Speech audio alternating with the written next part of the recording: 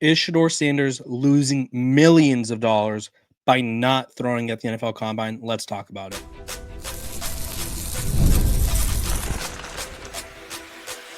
You are Locked On Buffs, your daily podcast on the Colorado Buffaloes, part of the Locked On Podcast Network, your team every day.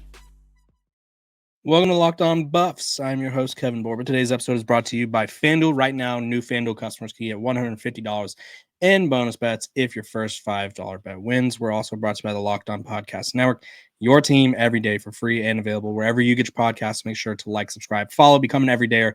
We're right there. We're right next to 7,000 subs. Let's get there. Let's get there so we can continue to grow this community, continue to have some fun, and continue to just follow all things Colorado football. Let's discuss Shedeur Sanders. It was reported that he's not going to be throwing at the NFL Combine. He's still going to go do the interviews, but he will not be throwing. He will be throwing at Colorado's Pro Day, but again, has decided that he will not be hucking that pigskin around at the Combine. And as you can imagine, the internet's overreacting. Analysts are all of a sudden really shocked and disappointed that he's not throwing at the Combine. And it's like, okay, I'm not moved by it, right? Who cares? Because at the end of the day, and I've been telling you guys this for a couple weeks now, Shedeur Sanders has proven all he needs to prove. He threw for over 4,000 yards this past season, nearly 40 touchdowns, completed 74% of his passes, which is the sixth most in college football history. And he's sort of just extremely accurate, decent arm, great decision maker. In terms of when he throws the ball, he doesn't make a lot of mistakes. And so what does Shedeur Sanders going to Indianapolis, throwing to dudes who are in their underwear on an open field against no defense do for him, right? He's a projected top 5 pick. He's been projected as going as high as number 1 in the NFL draft. So realistically, I think his floor for the draft is probably 10, right? Maybe 12, because there's so many teams that need quarterbacks. And this draft class is inherently weak, right? You look at last year's class. It had Bo Nix, it had Caleb Williams, Jaden Daniels, Michael Penix. I feel like I'm missing, obviously. Drake May is another one. I'm missing someone else. But they had 6 guys go in the first round, right? J.J. McCarthy was the other one. Thank you for my brain for remembering that. But they had 6 guys go in the first round, right? Caleb Williams is viewed as a future star. Jaden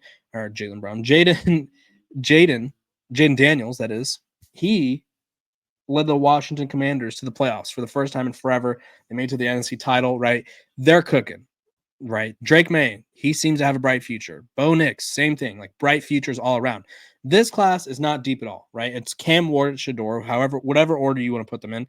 I personally view them as, I would go with Shedeur over Cam Ward. I'm more confident in Shedeur just because I've seen what he could do in terms of decision making, and I like his leadership style, I guess, a bit more. And this is just me. I watch him more than Cam Ward, I'll be honest. Cam Ward, I don't love the nonchalantness that he has sometimes. It really just confuses me, and I'm like, is it going to come back to bite him when he decides to be all cool and throw a flat-footed pick six? I don't know. We'll have to wait and see. But needless to say, this class is much weaker. A lot of people in the business are saying that if Shedeur and Cam Ward were in last year's class, they would be fighting they probably wouldn't be first-round picks, right? That's sort of the consensus.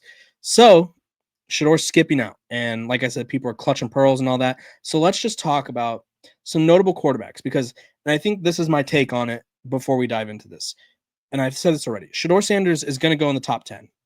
I'm fully confident in that. I'd be shocked if he doesn't. Him throwing at the Combine, if that was the deciding factor for one team, there's probably a reason that team is in a position to be drafting quarterback, right? You should not be basing who you draft solely off of the NFL Combine, right? That's how we get the John Rosses of the world, where it's like, oh my gosh, he ran a 4.2. That guy's great. And it's like, actually, John Ross can't catch a football, or actually, John Ross can't do this, right? And John Ross is out of the league, or John Ross has a very minor role for whatever team he's on now, right? So we should never base the Combine, or you should never be like, this guy did good or bad at the Combine, we're going to draft him because of it, or he did bad at the Combine, we're not going to draft him because of it. So here are some of the more notable names who have not thrown at the Combine, because obviously this comes up every year. Caleb Williams, last year did not throw at the NFL Combine. How dare he? Same thing with, I think Jaden Daniels didn't throw as well. Joe Burrow did not throw at the 2020 NFL Combine, went number 1 overall, and then he's also made a Super Bowl appearance and multiple AFC Championship games, even though he's in his young career. Andrew Luck was sort of viewed as the perfect prospect of all time. I think it was like him, John Elway, and who else am I missing? I think Caleb Williams was the other perfect prospect, if you will, where it's like most hype. He didn't throw. And although his career was cut short by injuries, he was still good. Matthew Stafford, Super Bowl champion, did not throw. Sam Darnold did not throw, and he did just fine. Went number 3 overall. Baker Mayfield was going to be number 1 in that draft. Did not really matter. Kyler Murray didn't even throw. There was questions if he was going to play baseball or not. Bryce Young didn't throw. And then, as pointed out on social media by our guy T-Cal over there, he went through some of the names of the guys who have thrown at the Combine in years past, and you got Mitch Trubisky, who threw. Kenny Pickett threw. Daniel Jones, Marcus Mariota, Jameis Winston, they threw. Like, what this is saying, and there's not to say that there's people who throw because you don't throw, you're going to be really good, or vice versa, because you do throw, you're going to be bad. It just is really dependent on the player, right? I think throwing, maybe you entice one NFL team, like, wow, this guy really loves to compete, or wow, maybe we didn't, in watching film, we didn't notice that he does something. I don't know. Like, maybe it's even in person is different for certain coaches or GMs, but at the end of the day, throwing at the NFL Combine is not going to be the biggest deal, right? It's just not. I'm sure Shedeur Sanders will go number 10 overall. Now, the thing that could impact or help Shedeur, help or hurt really, is his interviews, right? I mean, that's what he's choosing to do there. So if he does well at the interviews, he'll be fine. If he does bad, he won't do fine. And then he's not going to have like the Combine like there to sort of be like fresh in their minds and be like, oh, well, maybe he just like, but I think he'll be just fine. So all of these people who are overreacting and sort of making this seem like a Shedeur doesn't like to compete, or Shedeur is going to like, he's going to fall because of this, or Shedeur is going to be a bust. We'll find out when we find out, right? At the end of the day, the Combine does not define NFL players. It really doesn't. Some guys benefit from it. Some don't. Some guys are not ready for that, environment or whatever it may be. Some guys thrive in a practice environment, like Joe Milton, the Tennessee quarterback from last year. He's on the Patriots. He's the perfect practice player, the perfect Combine player, the perfect pro day player, because he has the strongest arm in the NFL. He threw an orange 100 yards, and how else do you get to show off your arm by launching a pass 80 yards in the air, turning around, doing a little finger point, and like just wowing scouts? And it's like, oh my gosh, look what he did. But then it's like, oh, have you watched Joe Milton play? Right? Not always great. So at the end of the day, not a big deal. So everyone get off your high horse. Let's be for real. When we come back, Joel Klatt ranked the top quarterbacks in this class, and we're going to talk about his rankings and what I agree with and what I disagree with. This episode of Locked On Buffs is brought to you by our sponsors over at PrizePicks. Let me tell you about PrizePicks. March basketball is here, and there's no better way to get in on the action than with PrizePicks, the best place for daily fantasy sports. With PrizePicks, you pick more or less on at least 2 player projections, and if you're right, you can win up to 1,000 times your cash. It's fast, it's easy, and it keeps every game exciting. Building lineups this week, I'm looking at Jason Tatum for more than 29 points, and I'm looking at Luka Doncic to get some revenge against his Dallas Mavericks. So go hit the over-under. They play tomorrow. Download the app today and use code LOCKEDONCollege to get $50 instantly after you play your first $5 lineup. That's code LOCKEDONCollege for $50 instantly after you play your first $5 lineup. PrizePicks, run your game.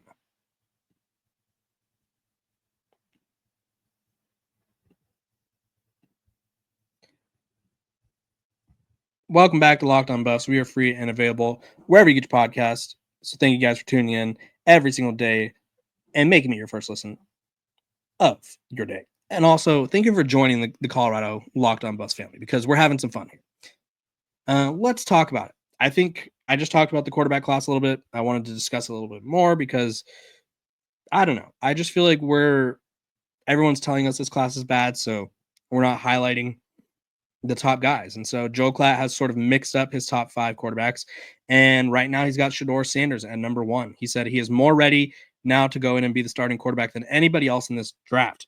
He is the one that is ready to start right now. You could plug him into an NFL offense next week and he could start for you. He is that smart. He is that capable. At number 2, Cam Ward. He said Ward is a bit of a gunslinger, which I like, by the way, but he says, but he'll take some chances out there. He's got a great arm. He'll drift away a little bit, but he'll hold the ball a little too long at times. He's the reason Miami was able to do what they were able to do. And this is like the biggest riser of this class right now.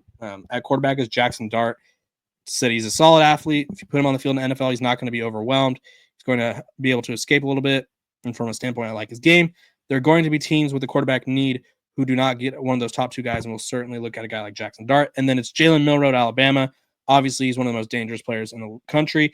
And then lastly, bring up the rear, Will Howard at number 5. And then it's Kyle McCord and Quinn Ewers sort of after that in the honorable mention thing. So let's talk about it.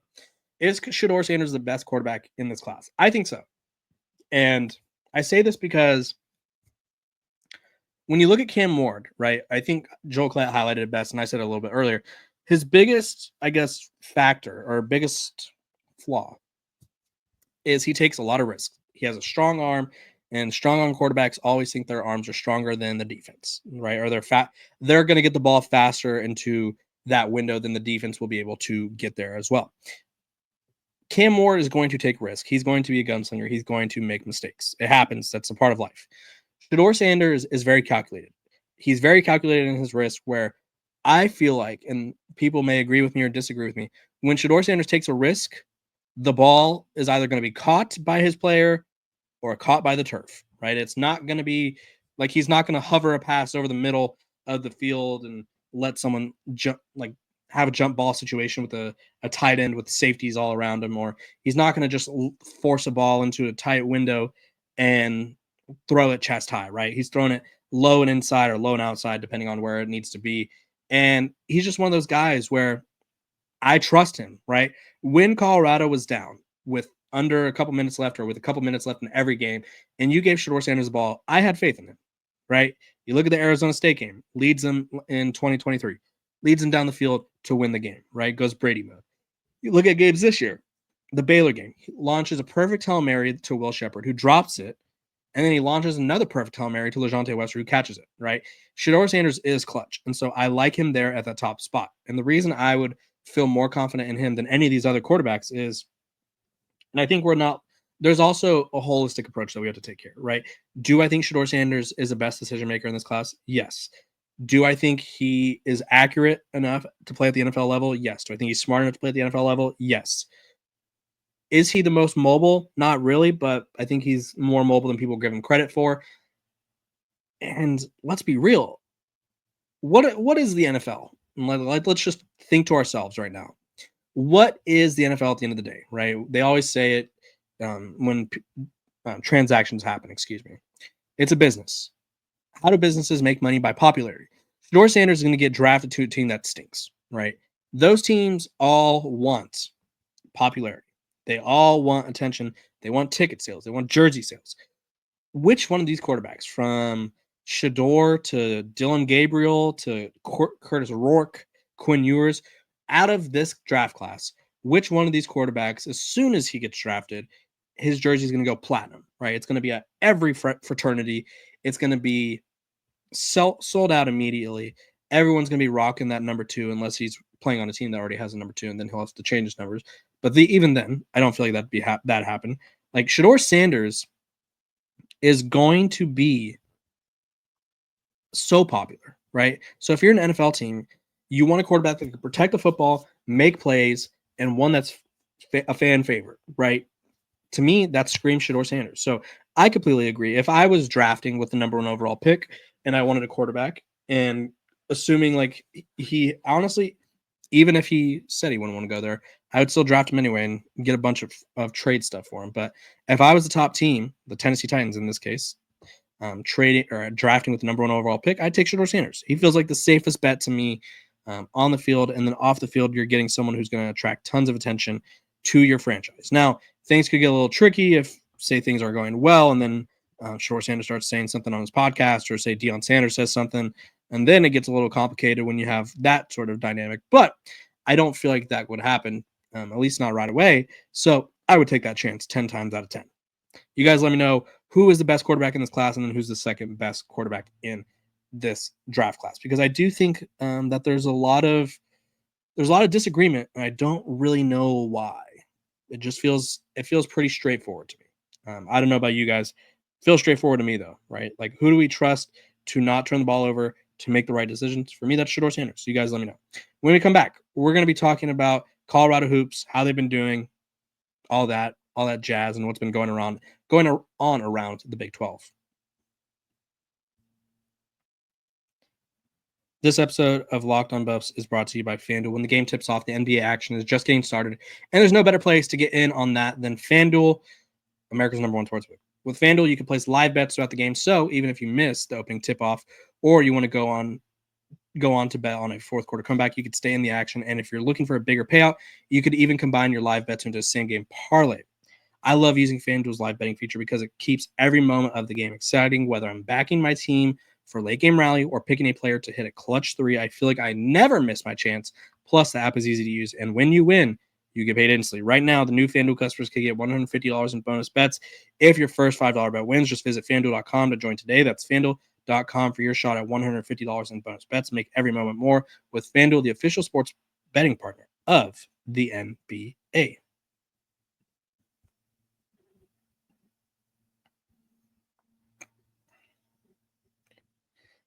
Colorado basketball, it's in a weird position. They are not good. And they obviously just made it to the tournament last year. They won a game. It was very exciting. And now it's like, okay, this team is down in the dumps. What do we do? And I'm not sure there's much you can do, right? I just don't. I look at their schedule, and this is how they finish, right? They have Kansas tonight. They have Kansas State on Sunday, which Kansas State stinks as well, so they could get a win there. Number 10, Texas Tech, who's one of the best teams in the country, and then TCU, who's middle of the pack, right? At the end of the day, this Colorado team has had quite a disappointing season. They're 2-14 in Big 12 play, 11-16 overall. They have yet to win a road game in the Big 12, and they're 1-6 against ranked opponents. So obviously not very good in that matter. But they did just get a win, a pretty big win, might I add. It was a win over Baylor, in which Baylor was a disappointment this year. There's no other way around it, right? They get Jeremy Roach from Duke, and they're supposed to be like this huge deal. And it's like, oh, Jeremy Roach, they're gonna win a championship. It's gonna be Baylor's time to shine. And like, Baylor is 16-11. Colorado's 11-16. They beat them by 2, and they really outplayed the Bears, right? They late free throws were able to help them beat them, but they kept it close at half. They were only down 2, and then went on a bit of a scoring surge in the second half. And who else would it be than my guy, Andre Vyachemovsky? Really big fan of his game. I enjoyed watching him when I was at the Pac-12 networks, back when he was at Washington State, because he was a sharpshooter, first and foremost, but he was also a guy that just made plays constantly, and he's doing that for Colorado. Now, this is where Colorado went wrong. Like, he's their best player, so that's a problem, because he's not. You want him to be your third or fourth guy, not your best guy, and so that's an issue there. Realistically, he had a really good game. Julian Hammond III, he had a great game. 12 points, 5 rebounds, 3 assists, and they got some bench scoring. Trevor Baskin, 8 points, Colorado native, out of Arvada, Colorado. He had 8 points and off the bench and dished out a few assists, got a rebound. So Colorado wins. I look at their final 4 games, and I expect them to go probably 1-3, 2-2 kind of vibes. I just don't expect much from this team, right? I think Tad Boyle's in a tough spot, because you make it to the tournament and you lose your 2 best players, Tristan Da Silva, and you lose Tristan Da Silva to the NBA draft, right? And you knew that was going to happen, and it wasn't that shocking. And KJ Simpson was the other one. You lose him to the NFL draft as well, or the NBA draft, excuse me. And then you lose Big Eddie Lampkin to the transfer portal. You lose a few guys to the transfer portal. You had this 5-star freshman last year that everyone was excited about that really didn't do much, or as much as you want. Cody Williams only averaged less than 11, almost 12 points. I don't know. Like, that team felt like they had a lot of potential, and it just felt like they were all in on that season. Then this season is just like, like, we tried.